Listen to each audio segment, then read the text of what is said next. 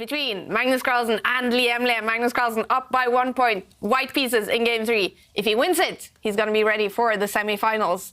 What do you think about the position? We are 7 moves into the game. It's already very sharp. This is an opening battle. It's a battle of homework. This opening came from the Rogozin defense, something we've seen several times throughout the tour. It's a variation of the Queen's Gambit. But now, talking of queens, they're just about to leave the board. And there we go. The queens have been traded. It's a really weird pawn structure. If you look at the C file, white has a pawn, black has a pawn, white has a pawn. Those pawns stacked up there. Probably a few of them are going to drop off. But meanwhile, black challenging white dart-squared bishop. And the more trades we see, the more likely it will mean that black is feeling safe. Then again, I prefer white because at the very minimum now, you could just use your bishop, capture the black knight, and then you can use your other bishop, white's bishop, next to the king, zoom out and temporarily go a pawn up.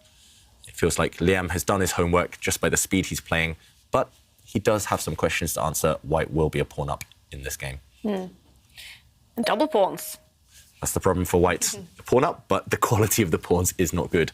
Those white pawns, those on the C file, they're doubled and troubled, and most likely long-term black will regain one of them. All right. I like that, doubled and troubled. Yeah, I mean, yeah, our viewers. Well, it was our Twitter audience. Yeah. Right. They said, you know, when a double pawn is in trouble, it's troubled, yeah. And when a double pawn is good, never scorn a double pawn. So, you know, we've got to rhyme for everything. Our creative viewers. Now, let's take a look at results so far, you guys. It's a chaotic day with quarterfinals, with games going on back-to-back. And it's my eyesight is getting really bad. But Jan Nepomniachtchi and Vincent Keimer, they are currently playing game 3. They have played 2 draws so far, and they are tied when they now are playing game 3.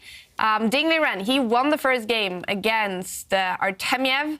They are still in game 2. The bar is roughly to the middle in game 2, but Ding up by 1 point. Magnus, as we know, he won the first game. Second game was a draw. Game 3 just started. And Esipenko and Hansen, as we saw, they have played 2 draws. Game 2 just finished, so in about 10 minutes, game 3 will start for those 2. So now you're up to speed on what's going on. Yeah, so if we do see tie breaks, it's going to be super exciting. Yeah. And it's looking likely. Definitely. Yeah, definitely. Meanwhile, those doubled pawns are, well, one of them's about to drop. One of them was doomed anyway. Black's knight coming out to target one of the doubled pawns, and it has given up its own life just to isolate some of the black pawns. So that white pawn stepping forward, if black captures it, which I'm expecting, then black's pawn structure isn't ideal either. Black does have a double set of double pawns. Black does have some isolated pawns, which are now attacked by white's knight as well. Yeah. Who would you choose here? Well, one thing I've really been impressed with, and I've learned from Magnus Carlsen's approach to the game in general, is that I think he knows this position very well. But no computer, I would imagine, would suggest that white should play this way. You know, just looking at the computer assessment. And Magnus does this in a lot of his games. He doesn't always follow the computer's top choice. He'd rather head for a position he's very comfortable in, even if his opponent's a little bit better, as we saw in the World Championships. And this is something I feel only Magnus has brought to chess, you know, really. Heading into positions he likes playing, even if you're not really getting a computer advantage, even if you're a little bit worse at black. And he loves certain positions, and he's kind of got that here. He's got the position he wants. He's got kind of an end game. He's got maybe some chances to push because black's pawn structure does have that slightly double pawn, and it just shows you don't always follow the computer's top choice and end up in a position you might not be comfortable in. It's better to go for the computer's second, third, fourth choice and end up in a position that you're not losing in, but you're comfortable playing. And this is just forgotten so much at lower level, I feel, because everyone's like computer junkie now, aren't they? What does the computer say? What's the computer doing? And it's like, just turn it off sometimes and look with your own eyes. And yeah, Magnus does this fantastically well. Yeah, that's a great point, Simon. The number of times I've played opponents who just look at the first line of the computer and then they say to me, oh, why didn't you play this? And I just remind them, yeah, but I mean, you knew it anyway. Yeah. I've seen it's the first line, you've seen it's the first line. Why would I go into something that we both know? It would just fizzle out to a draw. So you're completely right. And now Magnus, just doing Magnus things, just bringing the king to a better square, connecting the white rooks. And somehow white's bishop is better than the black bishop. White's knight looks great right now. White's rooks have easier access to open files than black's do. Just all of these small things might add up later in the game. Still, nothing really to write home about, nothing special, but if anyone can milk out a win from this position, it's Magnus, right? Yeah, Magnus, the in-game maestro, absolutely. Yeah, I have to say, I do agree with you. It's slightly more pleasant for white, but at the same time, I can also see black holding this. And Black, then, yeah. you know... Yeah, black should also be comfortable, but I wouldn't be comfortable playing Magnus here. I mean, as black, I mean, you can't lose this position. That's what you've got to remember. So it's a great position to be in from the white point of view because, OK, you draw, you know, you just have to avoid losing the next game, but you can push because you've got a little bit more space, a little bit better pawn structure, slightly better pieces here. Black's pieces are a bit passive, so, of course, you shouldn't lose this, but I wouldn't really want to defend this one, you know, pretty much against anyone, but especially against Magnus. He's got the position that he wants to get, and it's very easy for him to play. So not comfortable here. And I do think like the potential pressure on the open B line could be something that scares black and maybe kind of encourages him to make a mistake. Yeah. So, I mean, just like... I mean, for example, if you go... I was just thinking here, if you go rook A, B8, this could be quite a big mistake because there's knight B3 or at some stage, and you can't play your A5 move. And if the white knight heads to that square, it's very subtle, but if the white knight gets to this square, you can see black getting in a lot of difficulty, and it's a very natural move to put the rook on an open file. But it could be a slight mistake. I'm not sure it is, but it's hard to play in cramped positions as well, and black is more cramped here, which is another issue he has. So, yeah. Yeah, and if this is the best he can do, putting his rook on a square like this, blocked by its own pawn, then I don't think Liem is too comfortable with his position. Now Magnus, as you mentioned, it's all about the B file. He brings his rook across, and rather than go for the move Simon deemed a possible mistake, Liem has, I mean, agreeing with you there, Liem has just lifted up his rook instead. And Magnus, he's getting ready to bring this guy into the party, inviting it all the way across where the two rooks will double up against the black bishop. So this is looking very powerful. Also, I guess if the black knight jumps forward to attack this rook, the rook can have the option of sliding across, eyeing up this pawn, rendering this black rook passive, just forcing it to stick in the corner. Still a small advantage for white, but it is growing potentially and very unpleasant for black to deal with. This looks like a game where both players are sort of attacking with only one piece for each player on the back rank. Yeah, that's true. But then again, if you look at all of black's pieces on the 7th rank up there, they're not that active, whereas white's do have the potential to jump forward. Yeah. And the two white rooks now are teaming up to attack that black bishop. So Liem needs to react. Does he retreat his bishop? Does he step it to the side? Or does he use his knight to defend it? Yeah, and one mistake that you probably should not make is actually just put your rook behind the bishop. Because if you do that, then okay, not only do you put yourself in a pin, but you allow yourself to be vulnerable to sort of knight takes pawn checks. And that's why Liem just offers a trade of bishops. Now, this does look good, but it does concede a few squares. This is very, yeah. I mean, if the rooks get exchanged, also black's rook, which moved to the side, is so passive there. And we've got to remember this manoeuvre with the white knight. You know, let's say the rooks come off here, and black moves the king out of the pin. This little knight manoeuvre sets up a nasty threat. OK, he's moved the king first. You shouldn't give your opponent access to the 7th rank, but... Just to show your idea, Simon, the knight can drop back, and there's ideas, for example, of rook takes knight, some sacrifices, and they're so tricky now because white's knight is jumping in with a fork, a double attack, and white will end up with an extra piece. So you're going to say, Simon, in the current position? Yeah, I mean, I'm just comparing the pieces, and I really like this last move. We talked about black's double pawns, but one of the problems with black's double pawns is he has what we call an isolated pawn, a lone soldier on the side of the board. This poor little guy, you know, is wandering around without any protection at all, and the white king is just heading towards that pawn and just wants to take it. Very simple, you know, so, yeah. I talked about two weaknesses just a few minutes ago in a different game, and look at this. Black does have two weaknesses. He has to stop the white rooks penetrating from this side, but then he also has this huge weakness of the isolated pawn on the other side of the board, and black is stretched now. I don't really understand this last move, to be honest, unless the idea, after white's king comes forward, is to bring the black rook up, maybe to cut the white king off, break its access to the 5th rank, but it feels so shaky by black. Well, we're going to see it. It's really hanging by a thread already. And, OK, we do see this position. White's king cannot yet march forward and pick off this pawn, but it might get that chance later in the game. At least black is activating that rook. If it comes over 2 squares, you can start attacking something. It's the first time black's attacked anything the whole game, pretty much. So, you know, that's something. Activating your pieces, and we talked about your rooks need to be activated. So it's I think, pretty decent-ish idea. Yeah, actually, the more I look at it, the more I think maybe it was the only idea to survive in the game. What happens if you try to fork here? Yeah.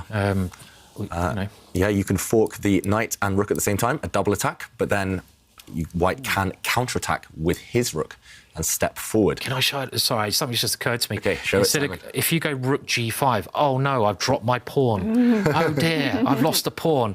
Magnus, of course, takes the pawn because, you know, it's a free pawn. Thank you very much. And, oh, I better retreat my knight all the way back. Let's bring it back. And then Magnus, what is he doing? I'm gonna push. Yeah, let's go and attack that pawn. And yes, I'm really setting this up in like a really impossible way. But it's a weird like, and it's not even checkmate. Nice one, Simon. But you get a draw, you know. So cool, that was really worth it, wasn't it? So but it's a good point that the White king isn't entirely safe despite going on this adventure. Despite there being no black pieces around it yet, the White king does have to watch out for some stuff. So, yeah, I think right now the first thing I would calculate in every position, checks, captures, threats. There's no checks, there's no captures. So it would be this threat, the double attack. But then again, after this rook move, counter attacking against the black rook. If we do see some trades here, then now notice how, yes, White is maybe in a bit of a semi-pin, but black's rook from the 5th rank has gone. So White's king does have the opportunity to step forward and go for the black pawns. So that is why black doesn't get tempted by any funny business. He just moves his king back to the centre. And still, this black rook keeps an eye. It's the guardian of this 5th rank. It's the only good piece for black, but for now, it's doing a good defensive job. And the black knight can think about jumping forward. I really do like Simon's idea.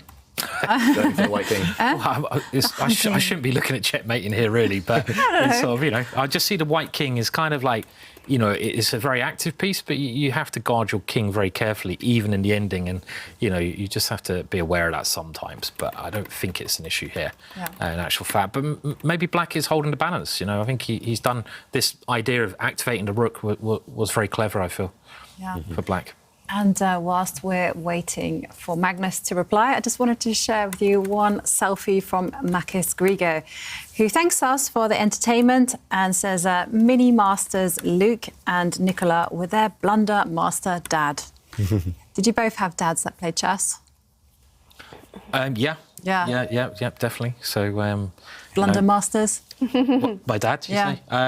He was pretty good. I mean, that was one of the reasons I took up chess, actually. I remember he played it a lot, and it was great when I was, you know, like 8, 9, and he took me to chess clubs, and you could stay up late, you know, you just past my bedtime, but you go out and play some chess, and it was how I got better. And I still play the same openings now that he taught me when I was like 7 years old. So I haven't really developed over the last 30 odd years, but anyway, it's it's good to have that. So Yeah, it seems that is, you know, often how it starts for very, very many people and many kids. It is with mother, father, or grandfather, or grandmother that teaches them and just sparks that fire to fall in love with chess.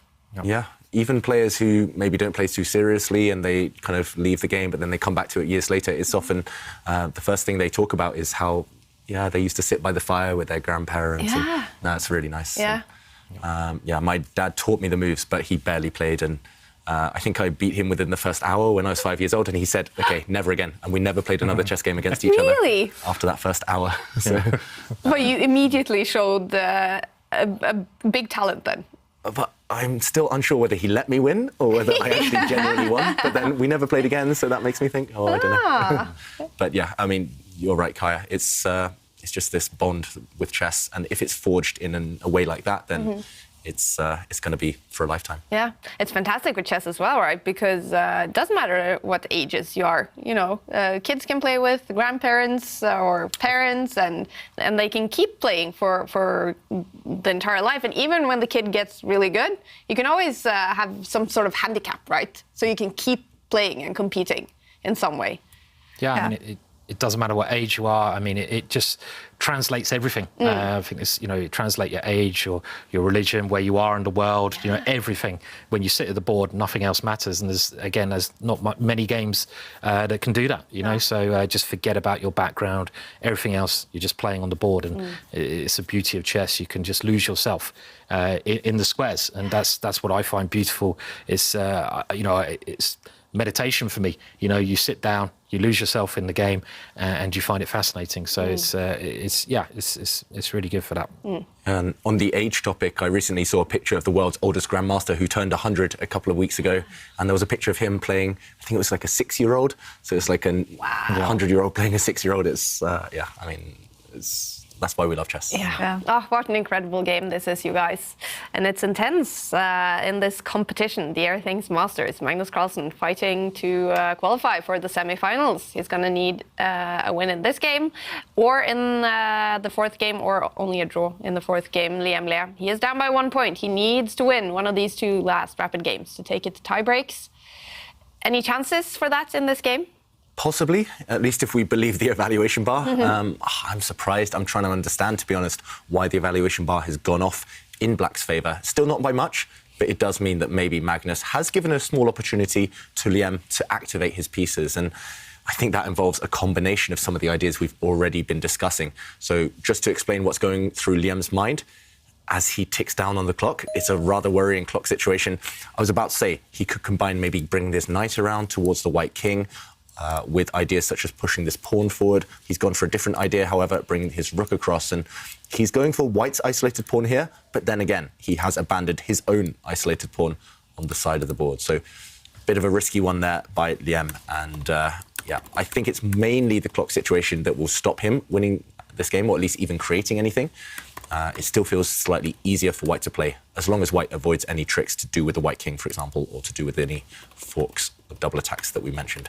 So, could be a draw off for this as well, because I guess if you defend that pawn, black goes back, you go back to the open file. I mean, I was thinking even rook c1 possibly is just keep the knight in the centre. And I can't really see anything better than defending the pawn again, and you could have a repetition here if you want to. But I doubt Magnus would take a draw here. I mean, it's kind of, you know, he's going to try to find everything he can to play on here, to try and win Black's straggling pawn on the side of the board there. Yeah, and it would be very unlike Magnus to firstly play a passive move, although here it's probably required, you have to defend this pawn. But secondarily, to take a draw in a position where he has 5 minutes extra on the clock with the white pieces and with the better pawn structure, kind of, he loves his long-term strategic kind of pluses. And it's still, if the rooks come off, remember, Black's pawn on the side of the board is the big target, also this pawn. So long-term, Magnus is doing well. I think he'll try and keep the game complicated. And I was going to say, he doesn't like to go passive. So he takes this pawn, allowing Black to grab a pawn. And will we see it? We do see it. It's a king march. Magnus is king, leading from the front, going for these black pawns. Oh, that looks scary. It is scary for, I would say, both white and black, because, you know, it's allowing black to get active with his pieces. And yes, that king is very impressive. But if it gets caught in no man's land, then it's going to be checkmate. And you also had a king checkmated on that square. All right, you banker. Let's not bring back those memories anymore today, please. We've heard it enough already. Oh, you're mean to Simon today. Yes, my king did get checkmated on that square. Sorry. And, I'm sorry, Simon. Yeah. I won't mention it again. No, it was actually a beautiful game you played, and it was. I tried to get active with. Well, I didn't actually, just checkmated me in a lovely game, but yeah, this is incredibly risky. Yeah. I mean, you know, it's very brave, but you can get overconfident. And hang on a minute, what? Look at what Magnus has just done. He gave up his rook. Wow. Magnus Carlsen, a bit of an invisible move there. He gave up his rook, drawing away the black rook, and now he's played knight takes pawn with a check and a fork. So now Black's king has to move away, and then White will regain the rook. So a temporary sacrifice there by Magnus. But as you mentioned, Simon, it's risky because the Black king's going to come round now, and White's king actually does have some serious threats against it, potentially. Also, white's knight, once it recaptures the black rook, is going to be really offside. There's no coordination between white's pieces. I was hoping white would play g4 for some really sadistic idea there. I don't know why. g4 here, push Gary, go on. I don't know. It's always interesting to find checkmate patterns, just because it helps you, work out what's going on in the position. And black would just check. It's the worst move on the board, so I don't think white will play it. But okay, I mean, black seems to have defended very well here so far. Yep, hitting the white knight, hitting this pawn as well. I'm slightly surprised that we didn't see a more ambitious move, especially because Liem is 1 point down in today's match. For example, just taking off this white central pawn. This pawn could be a strength, but it could well just be a weakness later anyway. And also, there are ideas such as maybe pushing this pawn forward, dropping the knight back with some checks. Also, you can go on the second rank with your rook later on. It feels like the central pawn maybe was the more important of the two. But Liem goes for the safety-first approach. He brings his rook across, the knight drops back, and, OK, he brings his king forward. So he will try and gobble up this pawn soon, but white does have an opportunity to save the central pawn now. And who would you rather be here now? Because white has definitely lost control, 2 pawns under fire. White's still a pawn up, but... Black. Yeah, you take black. I would take black, and the primary reason is because the white king is out there. It's gone rogue, it's in no man's land, and I think it's in grave danger. Yeah, I think practically speaking, black's piece is all hitting targets, and that white king, it just scares me having the white king there in the position. And again, if you push the g pawn here, 2 squares, you get checkmated. Obviously, this won't occur, but there's danger to the white position here. You have to be a little bit careful. Yeah, and actually after the move's played, the pawn stepping forward and black taking this pawn, I mean, I'm terrified now with white. I mean, if this pawn disappears, the white king is definitely trapped. It's going to be cut off on the edge of the board. We do see a trade, and now white can take a pawn with his king, but be careful, because after rook takes pawn, there's going to be all sorts of checkmating ideas against the white king now. I mean, this white king, we were praising it for being fearless a few moves ago, but... There's that fine line, isn't there, between genius and madness, but also being fearless and just being a complete plonker. And I don't think Magnus is often a plonker in the way he plays, but you've got to be very careful. And he had to play this passive move there to stop black's rook getting active and coming in to create some nasty net there. But, you've got to be careful as white, definitely. Yeah, this rook now, a terrible piece, but it had to be done, as Simon says, guarding this pawn in front of it. And can Liem organise his knight to come in? He does. He attacks this pawn now, also going towards the white king. Magnus, big defensive job ahead for him to save this game. At some point, he needs to just rush back with the white king and pray that there are no traps along the way. Would you take that pawn? Does the pawn that the white king can take, would you take that pawn? Whoa, I mean, no. No, Jovanka, I know you like grabbing pawns, Jovanka, I do like grabbing pawns, but the problem that I see here in this position is how is white going to defend the pawn that's under attack, the f4 pawn? Step back with the white king. Step back with the king and just, get back to safety. But even then, it feels a little bit shaky. Yeah, I mean, if you step back, you've got to find a move against the rook coming to attack the pawn as well. I think I would be stepping back here, whatever. I mean, even if you might be able to take that pawn there, I would be too scared to. It just looks like your king is going to be in trouble forever there. The journey's you wouldn't guess. The journey's been exciting enough. The white king needs to run. The top move of the computer... To take the pawn. Is to take the pawn. Oh, wow. Silly, not human, no. Silly computer, no fear at all. So this is actually how you can sometimes online. There's a bit of a oh, he's taken it. He's taken it. He's done it. Oh. Mind of a computer, Magnus Carlsen. Yeah. King takes pawn. Look at that Incredible. White king right now. Yeah. It's in mortal danger, but maybe it's surviving. Because knight takes pawn here, and what do you do with the g pawn? So if the black knight takes that pawn, you have to be so careful what your next move is. Yes, there is. Yeah. Oh, maybe there's a pin. White's rook can step across, but then black can just defend that knight with his pawn. Then g3 is checkmate again, which is... There's always this idea of checkmate to the black king. And we might well see it. If white steps forward with a pawn now to attack the black knight, we would have seen checkmate in one move. Well, what's he going for? Wow, Magnus. He is trying to... He's going to sacrifice everything. He's going to get rid of black's remaining pawn. Oh, wow. We might see rook and knight versus rook, and that's a draw. I've actually had that exact endgame against Liem myself, but that is clever.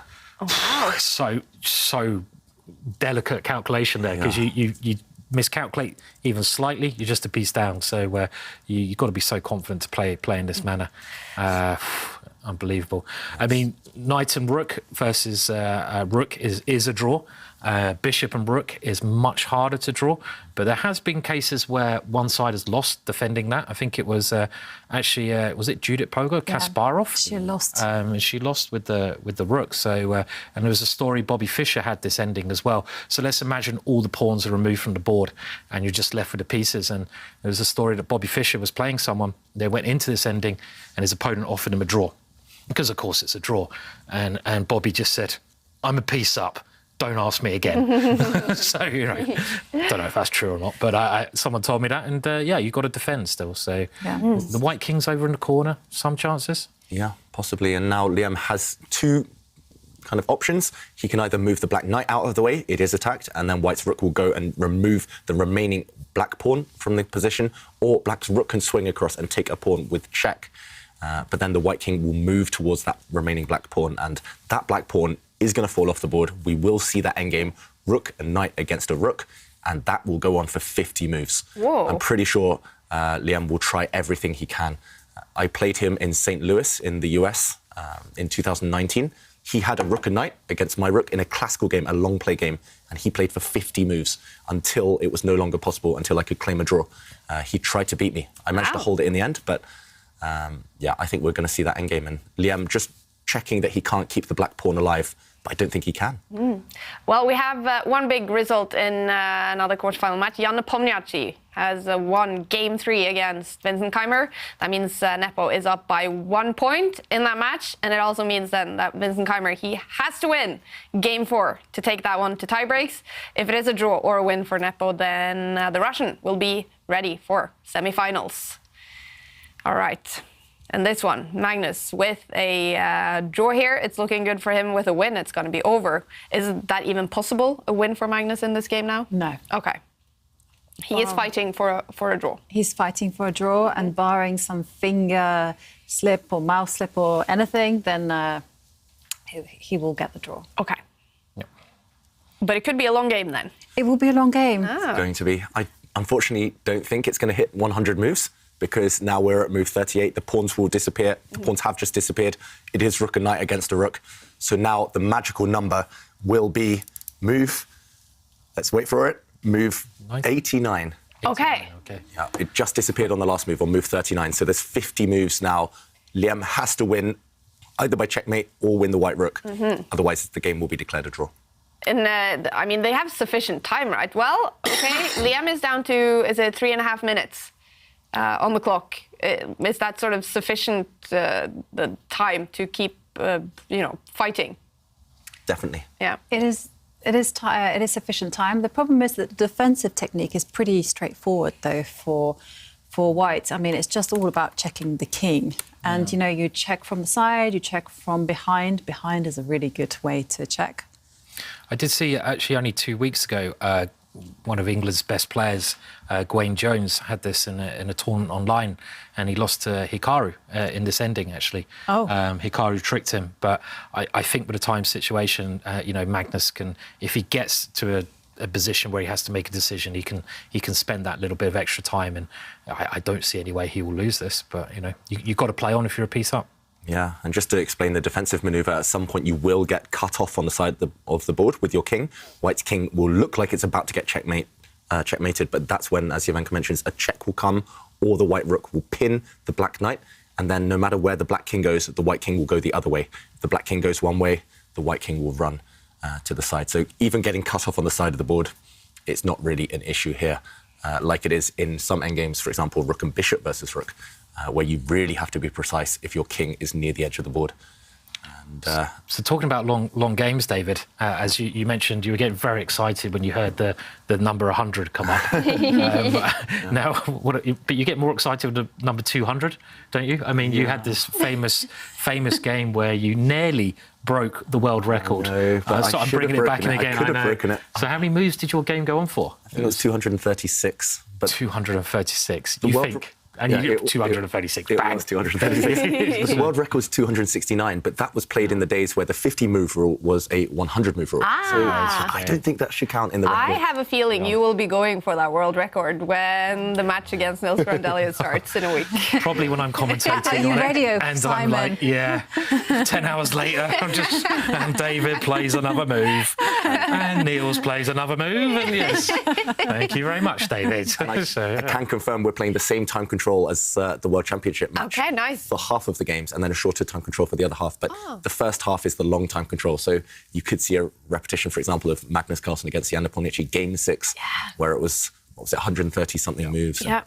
Nearly 8 hours. I'm going to put a bet on that you'll beat 130 whatever moves it was. I can guarantee you'll have one game over 138 moves. I know the way you play, you grind them down. Yeah. Nils, if you're watching, get ready. I'm going to try.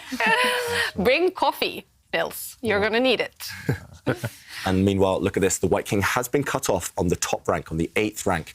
But, as we mentioned, there's no way for Black to create a checkmating net around that White King, because anytime the Black King goes over towards the White King is going to run to one of the sides, or the Black King will just get checked. So, yeah, you can get this far, but you're not going any further. And Liem, he's built up a bit of time. He's made a few very, very quick moves to gain those 10 seconds on the clock.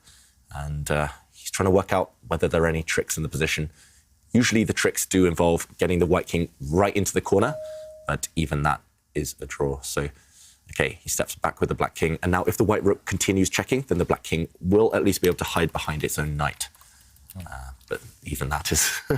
even that's a draw, probably. That's a draw, so. But probably not a good idea to allow it. It's easier just to keep the rook, keep the king cut off with the rook. Mm-hmm. So White, for example, can just wait in this position. He does check. He checks. Yeah, this is fine too. But now the Black King will move towards the White King and actually create a checkmating threat. If Black's King does shuffle to the right one square, Black's Rook will threaten to go up and checkmate. But the checks will continue and White's King will escape.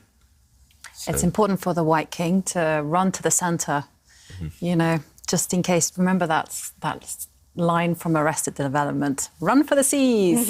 That's what you've got to always remember. Don't get your king stuck in the corner, because then it's in danger of getting checkmated. Yeah. I think that's a good rule in general. In any endgame, kings towards the centre. If in doubt, if you have 5 seconds in your clock, you have to decide. Don't put it in the corner. Go towards the centre. And, OK, Liem, meanwhile, spending a bit of time trying to work out a trap that Magnus might fall into. I don't think he will, but he did the same against me. He had plenty of time when we reached this endgame a couple of years ago, and he just sat there trying to work out the way to break my defences. I think I had 30 seconds on the clock, and he had like 45 minutes, and he was just sitting there thinking, "There's a surprise. How do I checkmate you?" You get a cup of tea out, have a sip, and leave you there with one. I think I was the one doing that, actually. Really? Even with 30 seconds left? 30 seconds is a lifetime. Loads of time for David. OK.